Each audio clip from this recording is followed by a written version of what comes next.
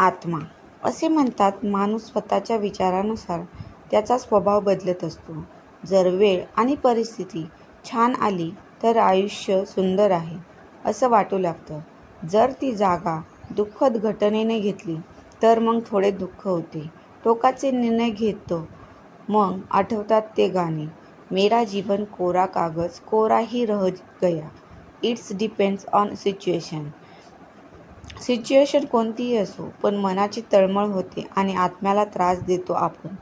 खरं तेव्हा आपण जन्म घेतो तेव्हा आत्मा कोऱ्या कागदासारखा असतो आणि त्यात आपण विविध रंग भरतो. आपल्या विचारांचे, आपल्या सवयींचे. जसजसे अनुभव येतात तसे आपण मनावर, बुद्धीवर कोरायला सुरुवात करतो. एखाद्या वाईट घडलेल्या घटनेची तीव्रता डोळ्यातील अश्रूंनी जितकी लवकर दिसते त्यापेक्षा 1000 पटीने आत्म्याला त्रास होत असतो, पण दाखवू शकत नाही आणि दिसतही नाही. असं म्हणतात की इंसान खाली हात आया है, खाली हात जाना है. खरं आहे ते पण. माणूस काही नेत नाही मरताना. न सोना, न पैसा, न नाती.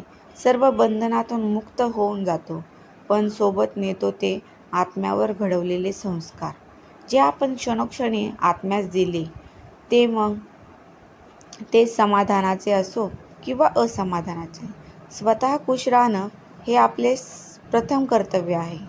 असं म्हणतात, देखील दिसतं तसं नसतं म्हणून जग फसतं. हे खरं असलं तरी विज्ञानाच्या दृष्टिकोनातून, परंतु त्यालाही अंत आहे. दिसत नाही डोळ्यांना तेच खरं. जसं की प्रेम, सुख, समाधान, दुःख, हवा, आत्मा या गोष्टी दिसत नाही, पण असल्याची जाणीव मात्र होत असते वेळोवेळी. आणि या सर्व गोष्टी अमर आहेत. त्याला न मर्यादा आहे, न कोणी कैद करून ठेवू शकतं. यात मध्ये खूप मोठी ताकद सामावलेली असते.